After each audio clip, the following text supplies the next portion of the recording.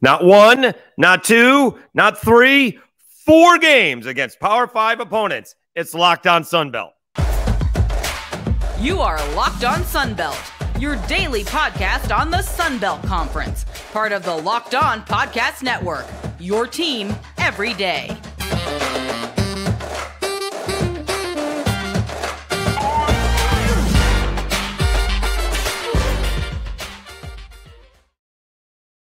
All right, welcome back to another edition of Locked On Sunbelt, your team every day. Today's episode is brought to you by Gametime. Download the Gametime app, create an account, and use code LOCKEDONCollege for $20 off your first purchase. All right, we already previewed the Cajuns and ODU, but that is the only Sunbelt game, so we'll talk about that a little bit later on. And then we kind of have three segments. And so we're doing the Power 5 first, then the good group of 5, and then, the Sunbelt versus FCS teams, as you may put it. All right, so let's start off by, do you start off with the big one? The big one is Southern Miss against Florida State, right?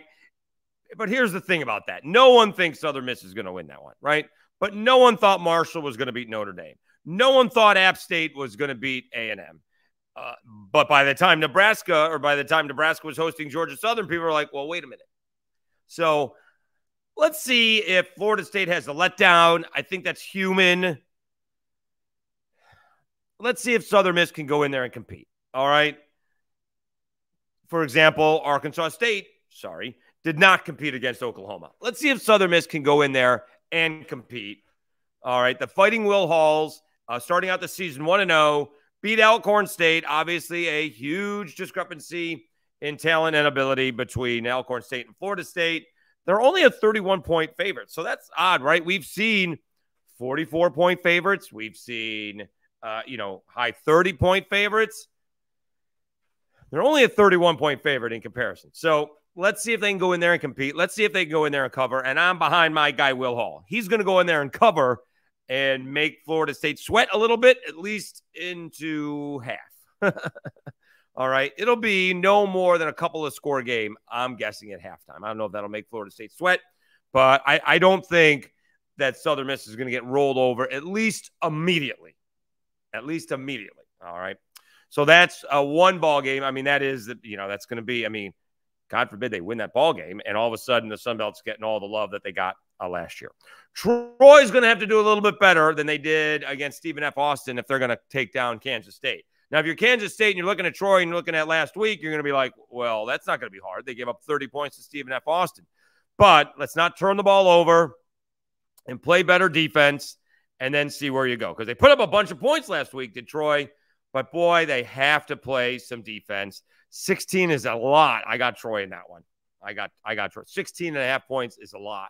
Troy lost 2 ball games last year.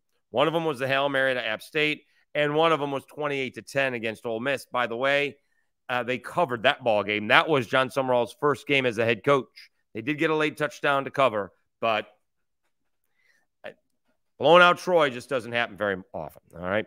A little bit of a surprise here. James Madison is a favorite. 6.5-point favorite against Virginia. They're making a quarterback change. Alonzo Barnett III is taking a seat. Jordan McLeod from Arizona is going to take over. Virginia is in their first home game since the tragedy, the shooting last year. So there'll be a lot of emotions with that. Just taking the field last week against Tennessee was big, said the coach. And James Madison hasn't played in Virginia in 40 years. So there's a lot of emotion on that side as well. I don't think that's a big surprise that James Madison is favored. It's almost by a touchdown. Well, it's actually more than it's more than a touchdown, 6.5 points. That's a lot of points. James Madison played Bucknell last week. Jordan McLeod was efficient. I think it was like 7 of 11. Alonzo Barnett just had, I think he had stage fright. I guess that would be the best way to put it. 3 for 11, like 15 yards and an interception. And the offensive staff was afraid to call pass plays. So they put in somebody who could pass it, and it went to Jordan McLeod. Let's see how he does against Virginia. Obviously, very big difference between Bucknell And Virginia, even though, boy, my guy, Bruce Marshall from BAMSports.net and CBS Sports and Vegas Insider, suggesting that Virginia's just not very good at all. So it's not so much how much he likes James Madison. He is not a fan of Virginia right now at all. All right, in a rematch of last year's one of the crazier ball games, if not the craziest ball game last year, App State loses to North Carolina 63-61, 40 points in the fourth quarter. Let me make sure I've said that. I've been saying that all week, and I really haven't been looking at it. I probably should look at it, right? They won 63-61. Chase Bryce brings them all the way back, and he's got a wide open receiver, I think, the tight end in the end zone, and short arms him. And they lose 63-61. They very well could have forced another overtime with a very basic throw, and they just could not do it. This is a little bit different. Drake May and company with another year under his belt, a lot of experience, a good pass rush, and we saw that South Carolina doesn't have much of a pass rush or offensive line at all, so App State's going to have to deal with that. Yeah, let me see. There you go, 63-61. And they did score 40 points in the fourth quarter. Actually, that would have, my bad, that would have forced overtime. It was not overtime. Was it not over? It was not overtime. So there was no overtime. I was half right. A 2-point conversion would have forced overtime. Nonetheless, that got them to beat A&M. And after that, they end up hosting game day in lovely Boone, North Carolina. And then after that, they take down Troy with a Hail Mary. Then the season kind of went off the rails a little bit for App State. Remember, they are going in with Joey Aguilar instead of Ryan Berger. Berger barely won the starting position out of camp. They went with the redshirt freshman. He played pretty well against Gardner-Webb, 7 of 11 with a touchdown, but he hurt his finger and he's out for 3 to 4 weeks. Aguilar played very well, 11 out of 13. Again, not 1, not 2, not 3, but 4 touchdown passes. The issue is the defense. They gave up 24 points to Gardner-Webb. They're going to have to do a much better job if they're going to plan on competing with Drake May and the North Carolina Tar Heels in Chapel Hill. All right, so we'll see if App State. That's a 19-point spread. I'll take App State as well on that one. All right, we're going all homer with the Sun Belt for right now. All right, let's take a timeout. When we come back, we'll do, I think we got, let me see.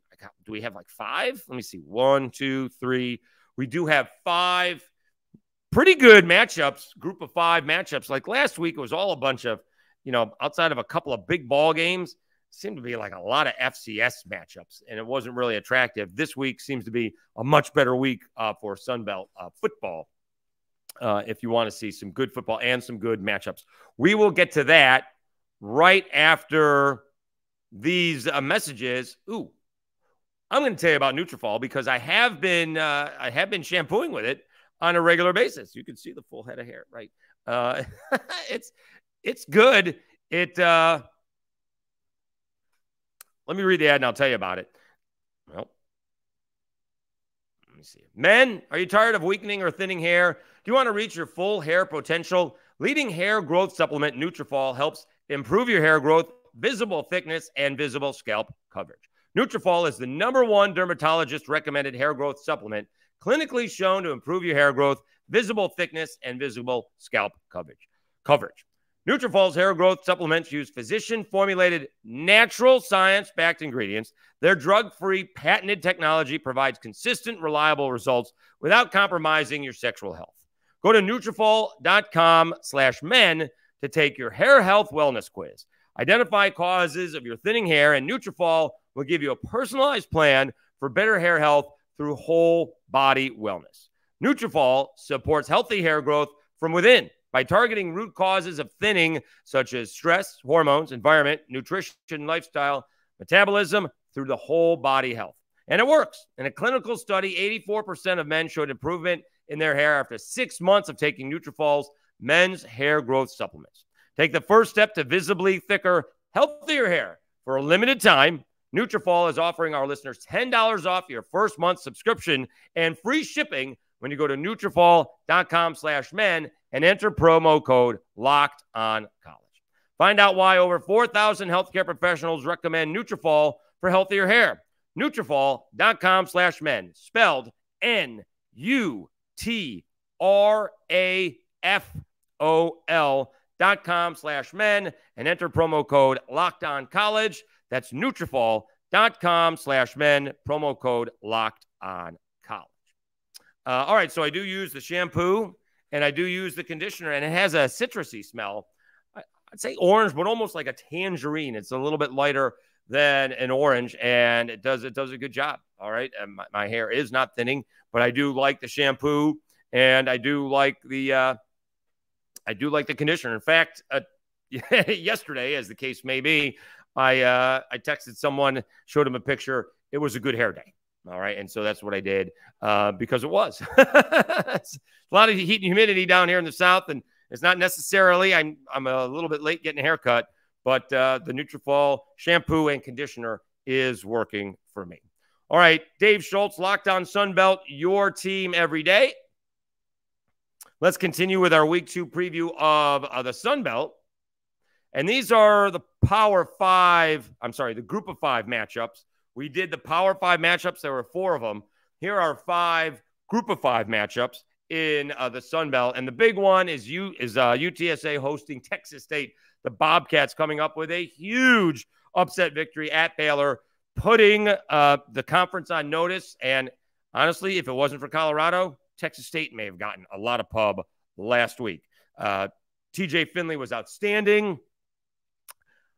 Every time Baylor made it a one-score game, the Bobcats and Finley responded. I'm still trying to figure this one out, why UTSA is 13.5-point favorites. I know they're at home.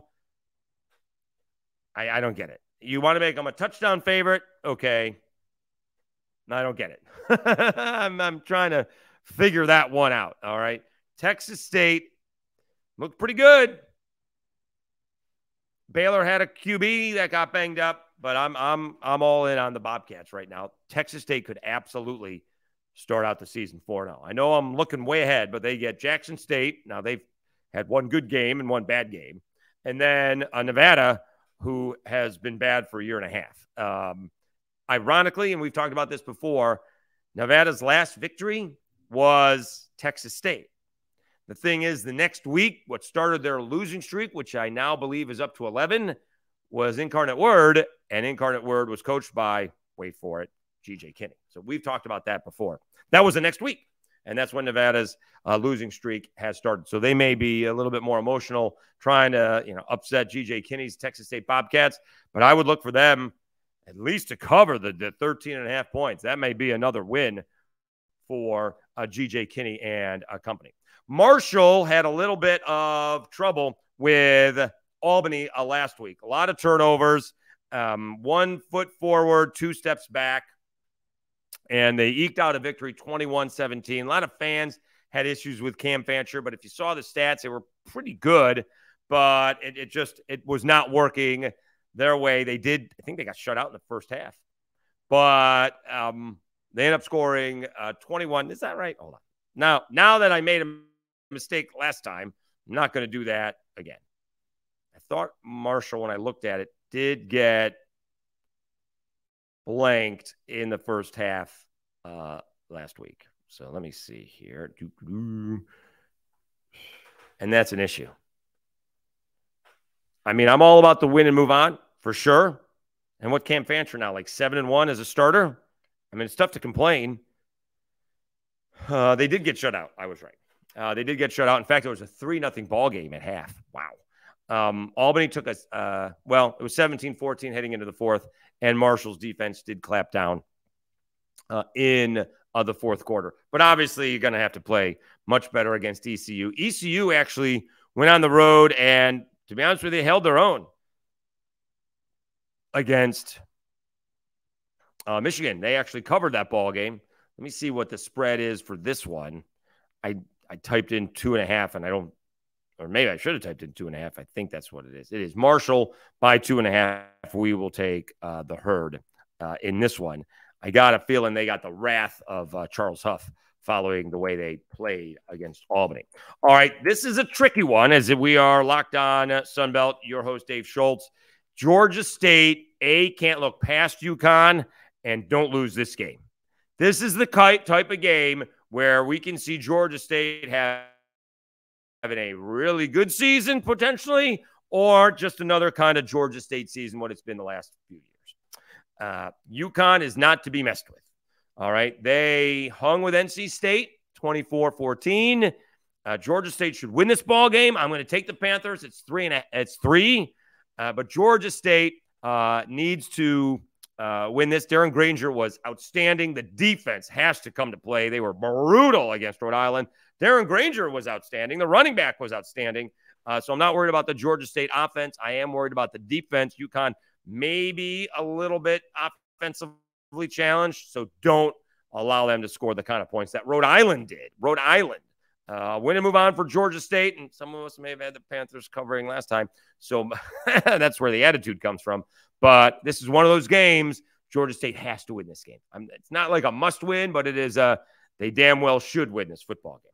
All right, Georgia Southern, 7.5 point spread. I'm a little bit surprised at that over UAB.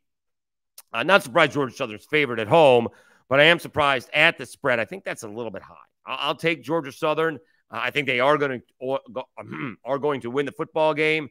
Cajuns get UAB next week. So we'll get a little preview of that.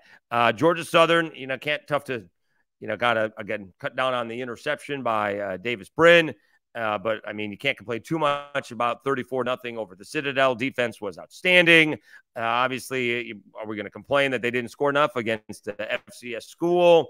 Not really. It's a pretty good score, 34-0. All right, Cajuns taking on ODU. We did this yesterday, but the spread has gone down. It's now 5.5. And I don't mind saying I enjoyed doing the podcast with the ODU monarchists, Mike and Aaron, but boy, and going on the road and winning is not easy. So any win, a win and move on. If you want to take the points because you think ODU is going to keep it close or win a close ball game, that's fine. But if you haven't won a ball game in 47 weeks, it's like October 15th of 2022 was the last time that ODU was a winner. Maybe don't take ODU thinking that they're going to score 35 points against the Cajuns. I would be surprised at that. Cajuns are getting Mason Narcisse back. His father passed away last week. He had been sick for a while, but it doesn't matter when you're the kind of age that Mason is. So that's going to be that's obviously going to hurt. But I think the Cajuns are going to win. I'll take the Cajuns. I wouldn't be surprised if ODU plays them tough, but and comes away with a win, actually. But I'd be shocked if it's a touchdown. This is the kind of game, if the Cajuns want to have a season, don't lose to ODU. You can't lose to ODU. You got UAB coming up. You got Buffalo coming up. You got Minnesota coming up. Don't lose to ODU. If you want to be in contention, and it's a Sun Belt game, you can't lose to ODU. You can't be the one to lose to ODU. In week 2 of the new offense, Grant Wilson played okay, passed for less than 100 yards. I think it was 97. Rushed for 81, so he has that ability, but they don't look to actually use his legs. Maybe they should. All right, so that is the group of 5 matchups. We'll come back. We'll talk about the FCS matchups against the Sun Belt when we come back. Let me tell you about Gametime. Buying tickets to your favorite events shouldn't be stressful. Gametime is the fast and easy way to buy tickets for all sports, music, comedy, and theater near you. With killer deals on last-minute tickets and their best price guarantee, you can stop stressing over the tickets and start getting hyped for the fun you'll have. What are some of the things you'll like about the Gametime app experience? Well, flash deals and last-minute tickets. Easy to find and buy tickets for every kind of event in your area. Images of the seat views, lowest price guarantee, event cancellation protection, and job loss protection. Gametime is the place for the last-minute ticket deals. Forget planning months in advance. Gametime has deals on tickets right up to the day of the event. Get exclusive flash deals on tickets for football, basketball, baseball, concerts, comedy, theater, and more. The Gametime guarantee means you'll always get the best price If you find tickets in the same section and row for less, Gametime will credit you 110% of the difference. Snag the tickets without the stress with Gametime. Download the Gametime app, create an account, and use code LOCKEDONCollege for $20 off your first purchase. Terms apply. Again, create an account and redeem code LOCKEDONCollege for $20 off. Download Gametime today. Last-minute tickets, lowest price, guaranteed. All right, Dave Schultz, Locked On Sunbelt, your team every day. Let's wrap it up with what I would say is some of the lesser games. Coastal Carolina had a shot at UCLA. Beginning of the fourth quarter, let it get away. It was a 1-point game. They had the ball at midfield, and then it was all UCLA, although they did cover. They are 14-point favorites over Jacksonville State. I will take the Chanticleers. Memphis at Arkansas State. I'm going to take Memphis in this one, but Arkansas State has to show up. All right, you can't follow up 73-0 and lay another egg. You just can't. If you don't, it's going to come down to it. If you don't show up against Memphis, Butch Jones' seat is already, it went from simmering to warm. It's going to get real hot real fast. You have to show up at this one. And the thing is, they have good recruiting classes, but they haven't been able to translate that to the field. So Arkansas State better show up. I'm still taking Memphis. Probably going to be a 20, 24-point game. But let's see if Arkansas State and Butch Jones can show a little heart. The game is in Jonesboro. Show a little heart. All right. Southeastern at South Alabama. I'm just not going to really take anything from this game. I'll be the first to tell you, and I'm sure they are as well, disappointed in the way South Alabama played at Tulane. I was expecting South Alabama to look a lot the way Tulane did, to be honest with you. And so they looked a lot like last year. Even if somehow they pull out the win, they just looked a lot like last year. Southeastern lost to Mississippi State 48-7. I'm just not going to take anything. In fact, the only thing that you would take from this game from South Alabama is if something bad happens. They just, they could not run the ball. They could not protect Carter Bradley. They could not stop Michael Pratt whatsoever. So they got another big ball game against Oklahoma State in a couple of weeks. I just can't take anything away from this one. The lines, you got to wait until either the day before or maybe the day of. We're recording this on Thursday, so we don't have the lines for the FCS matchups, but they will come. If you are really that interested, they will be posted before the game. All right, one more game to talk about. ULM at Lamar. Again, ULM could be 2-0 for the first time since 2018. They got a nice win last week, come from behind. Hunter Herring is going to get the start. I think I read that Terry Bowden says Jaya Wright's going to get in there. All right, not going to completely bench him, but Hunter Herring's going to get the start. Didn't actually have great stats, but handed the ball off and got a long touchdown and then led them for the winning points. So good enough, and they win the ball game because it's all about winning and moving on. So ULM is taking on Lamar. We'll take the Warhawks. Not going to cover. Again, I got what? Actually, Coastal is not FCS in Jacksonville State. That is 2 group of 5 schools. That's 14-point spread. I will take Coastal in that one. Memphis, obviously 2 group of 5 schools, but it's kind of, mismatch, at least point spread wise against Arkansas State. Southeastern and South Alabama, Lamar, ULM don't have the spreads out just yet. They will. Day of game. All right. I do want to thank you quickly for, again, we're almost at 630. I'm going to bed at 630 subscriptions. We could very well come Monday have close to 650. That would be outstanding. That would be 50 in a week.